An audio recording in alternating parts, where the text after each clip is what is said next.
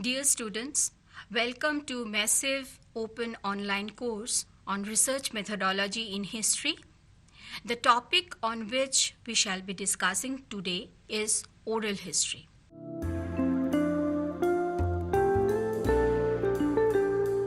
Now, what does the term oral means? Oral is verbal expression. Any kind of expression that is done through mouth is oral. So what does the term oral history means?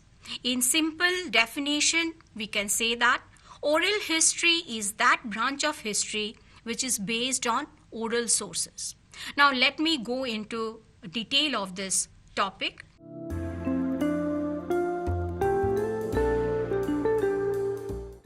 It is a form of historical research based on information collected from oral sources. Now, what are the oral sources? What could be considered as oral sources?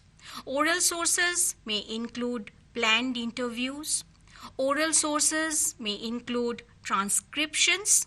Oral sources may include consultation of audio tapes, or oral sources may include songs, dance forms, myths, legends, folk tales, etc.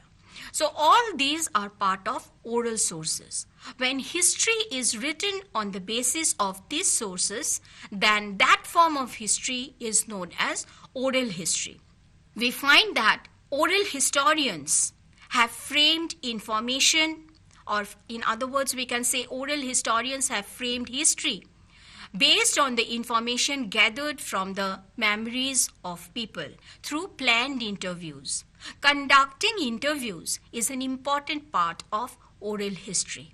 And the memories of people, the eyewitness accounts of people connected to any event or occurrence contribute significantly to oral history. It is a branch of history that preserves the memories of the people for future generation or consultation in future. So thus, in simple words, we can say that oral history is a branch of history which is based on unwritten sources. Understood? This is a branch of history which is based, or the historical information is collected from unwritten sources.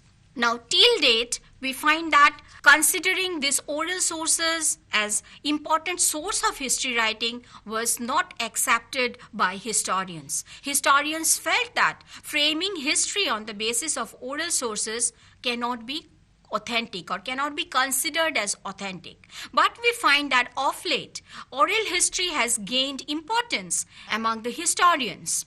And the authenticity connected with oral history nowadays is not questioned like it used to be done earlier. Oral history has played an important role in bringing out information usually not found in written sources.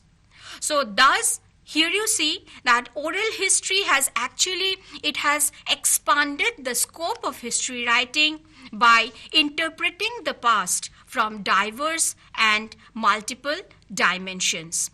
We find that the local and the indigenous perspectives connected to a historical occurrence could be better analyzed or interpreted with the help of oral history writing. So we find that in written historical sources, many aspects have not found mention.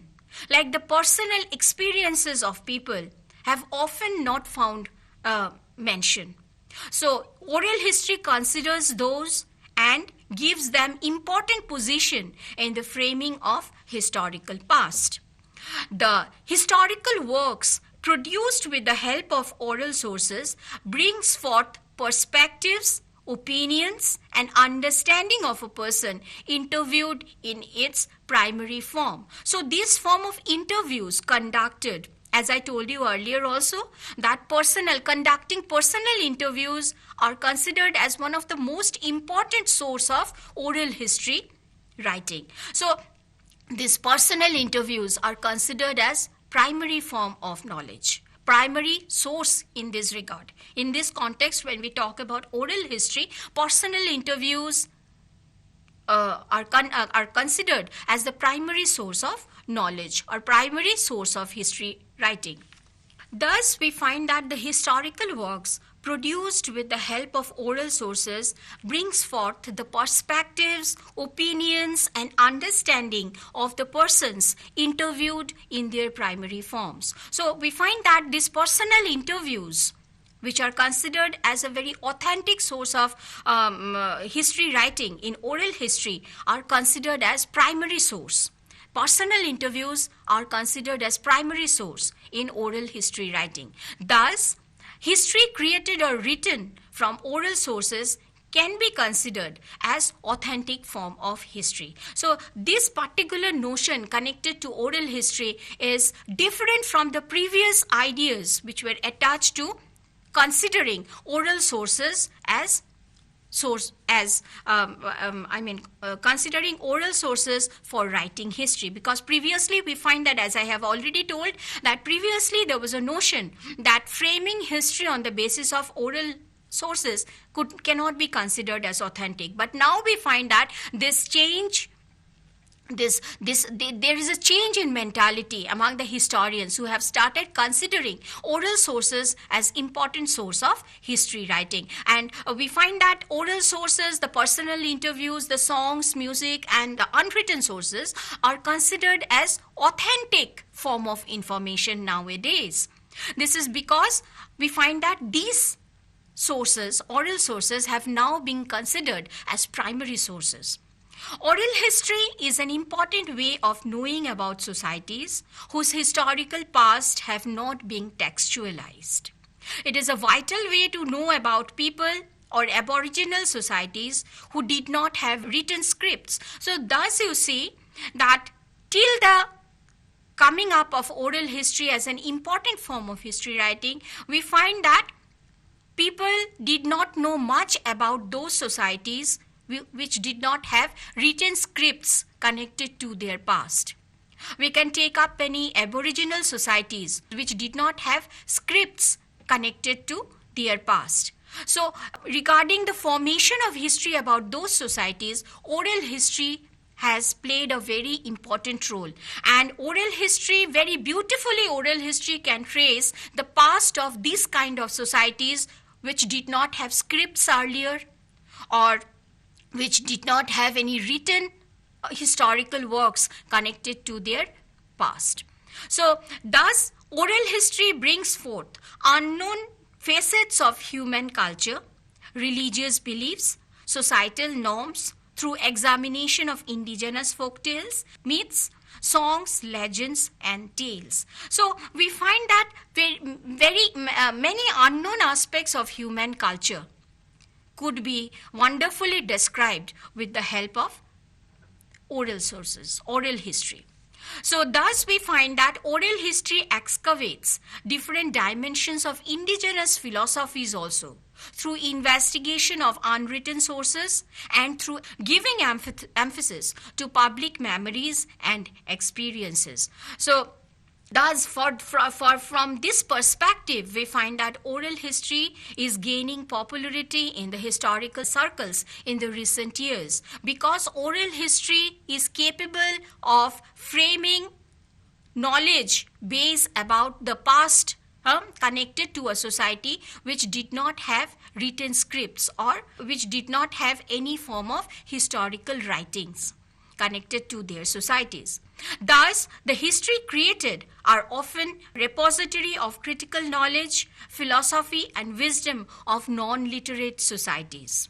So this is very important, because nowadays history is not connected only to political events. History is not connected only to wars and battles. It is a subject which deals with every aspect of mankind. And why should the indigenous societies be left out? The indigenous societies also have their own history to tell. So, in such kind of investigations connected to indigenous societies, we find that oral history plays a very important role. Oral histories are often portrayal of inner meaning of life. So we find that the indigenous philosophies connected to life, indigenous meaning connected to life, the societal experience which are different from one society to another, the changes within society, the transitions, the developments within the societies, within human societies, could be beautifully portrayed or understood with the help of oral history. Oral history also broadens the depth of our understanding about the past by bringing out experiences at the individual level.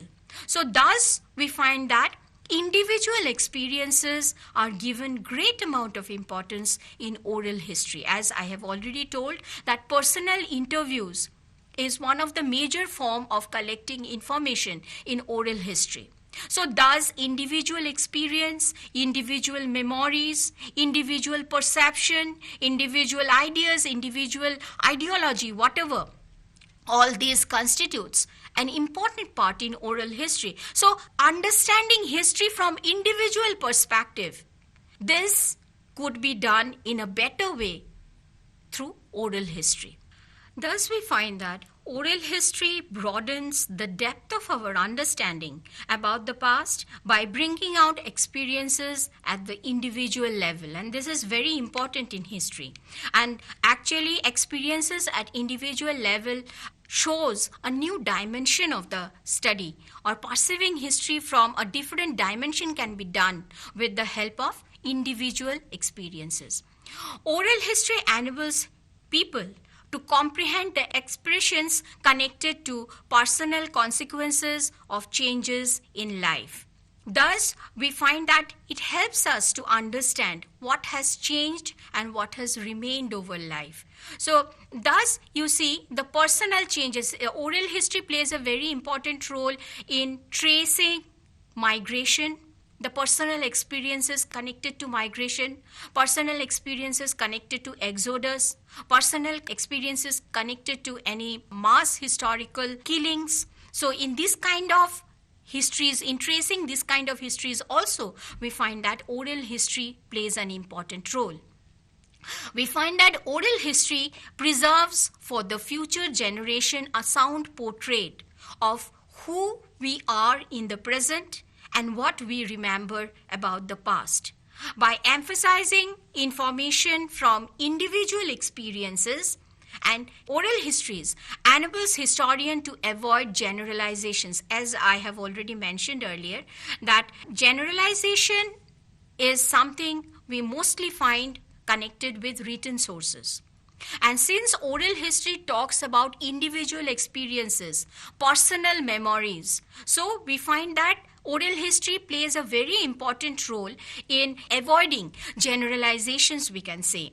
It also plays a very important role in forbidding the historians to form stereotype observations about historical occurrences. So thus, consultation of oral sources along with written sources should be done by a historian. And a historian should not only confine himself to written sources. He should also consult oral sources while tracing a historical event. By documenting the experiences of eyewitnesses and public memories from indigenous and individual perspectives, oral history fills the gap found in historical text, sometimes correcting or even contradicting the historical record. So thus we can say that those questions which written histories have not been able to answer, those questions are answered in a better way through oral history, because oral history bridges the gap between gaps in historical text. So because I have already discussed that personal experiences, eyewitness accounts, all these are important form of knowledge in oral history, and these forms of sources play an important role in tracing those episodes in history which have not been taken into account by mainstream historians. Now, what are the methodologies of oral history here in this context?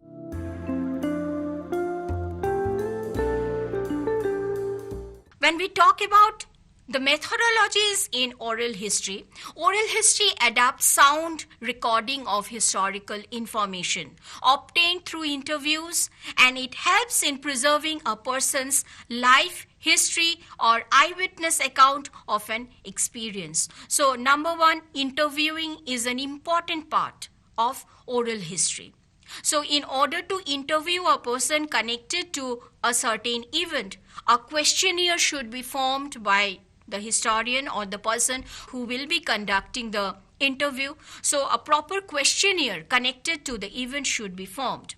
Oral history enables listeners to understand different viewpoints of individuals stationed in different stages of societies.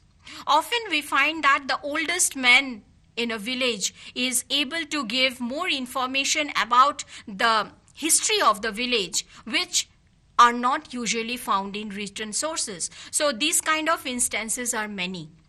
And as I have already mentioned earlier, that regarding those societies which did not have scripts or which did not have written histories about their past, consultation or interviewing the oldest men among that community would help largely in the formation of history connected to that community. Creating oral history consists of two categories of people. One who takes the interview and one who is interviewed. So after this interaction process is done, knowledge base is created.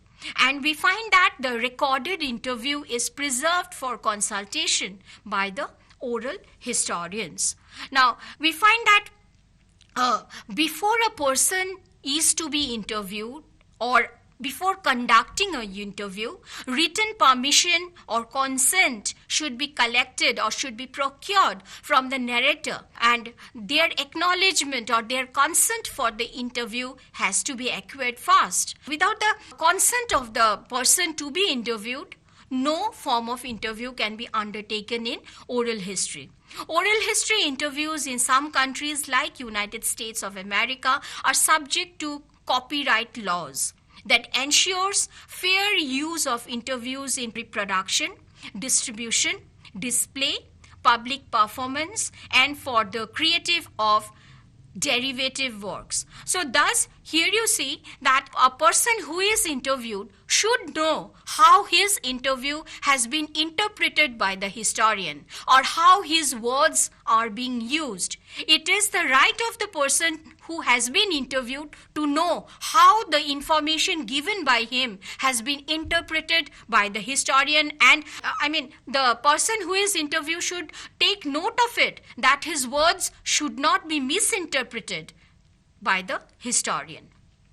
Sponsoring organizations or individual interviewers, we find that they are also benefited from thinking about future uses of the information gathered, as with technological developments, new avenues for publishing and distributing oral histories are being created.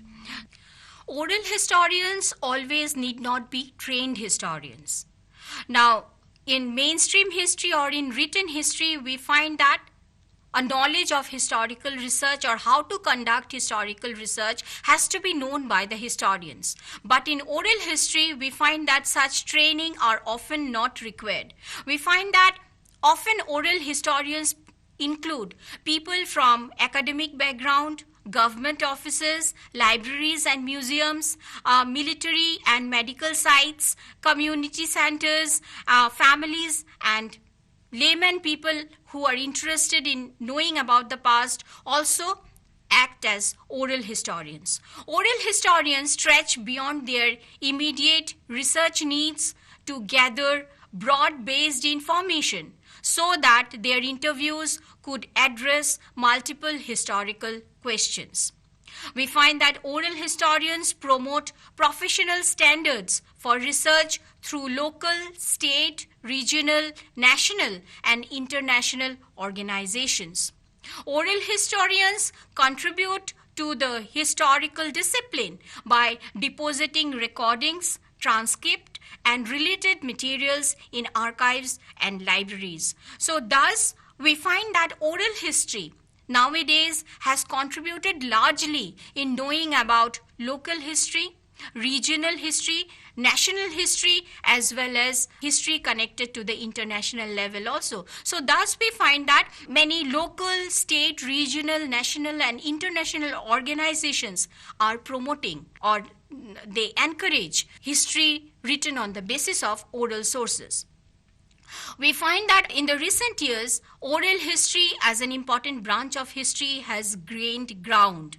And we find that with the development of information technology, the importance of oral history has increased largely. And we can say that in the 20th century, later part of the 20th century, the importance of oral history has started to increase. The accessibility of the tape recorders in the 1960s and 70s led to oral documentation of several movements and protests. We find that, like for example, interviews with the Holocaust survivors have played an important role in knowing about Jewish history. Now, what is Holocaust? Holocaust was the genocide of European Jews during the Second World War, when Nazi Germany and its collaborators murdered some 6 million Jews across the German-occupied Europe. In concentration camps, the murders were committed in concentration camps or in gas chambers, gas vents, in extermination camps. So the survivors of Holocaust have come up with information about their experiences connected with the episode, connected with the genocide. So thus, for tracing such types of history, oral history has played a very, very important role. The United States Holocaust Memorial Museum has records of over 70,000 oral history interviews. Oral history has emerged as an important branch of historical inquiry in both the academic circles as well as among laymen. We can say, as I have told you earlier, that for collecting information on the basis of oral sources, it is always not required that a person should be a trained historian. Anybody who is interested in knowing about the past can adapt oral history as a mode of gaining historical knowledge. Oral history developed as a branch of folklore studies in Britain in the 1970s. We find that with this, they developed oral history society, and making oral history, these kind of societies have come up in Britain. During 1998 and 1999, 40 BBC local radio stations in Britain recorded personal oral histories from a broad cross-section of the population. Efforts were also made to record the memories of Second World War survivors. In the subsequent years, oral history gained popularity in countries like Italy, Spain, Czech Republic, and the United States. And we find that it has gained popularity in countries like Syria, China, Uzbekistan, South Asia, Southeast Asia, and Australia. Because now we find that the historians have understood and they have started considering oral history as an effective way to form historical knowledge. Basically about histories on refugees, immigrants, migration, and histories connected to population transfer. In India, oral history has gained importance in the academic circles. We find that the Oral History Association of India was established in the year 1966, which served as the principal membership organization for people committed to know and research on oral history. We find that in India, oral historians have engaged themselves with policymakers, educators, survivors of any past occurrence to nurture practices, and we find that bodies like Oral History Association provide support to oral history and historians. The Oral History Association serves as a broad and diverse audience, including teachers, students, community historians, activists, librarians, and filmmakers, with both its national and international membership. The Oral History Association of India encourages standards of excellence in the collection, preservation, dissemination, and uses of oral testimonies in India. With the pandemic, digitization of oral history has emerged as reservoir of personal accounts, and we find that various podcasts and blogs have come up on oral history. Initiatives are being undertaken by the government of India. Like we find that the Delhi Archives, in partnership with Ambedkar University, has come up with a oral history project to map people's connection with the national capital. So in this project, we find that interviews and conversations with various sections of the population are undertaken. And in a country like India, oral history can be a very important source, very rich source, we can say, to know about the people. Because India is a country of innumerable pluralities. In such a country, oral history could be an important way to understand indigenous culture, people, and societies about whom mainstream histories have not written much. So this is the description on oral history. So with this, I come to an end of the discussion. Thank you.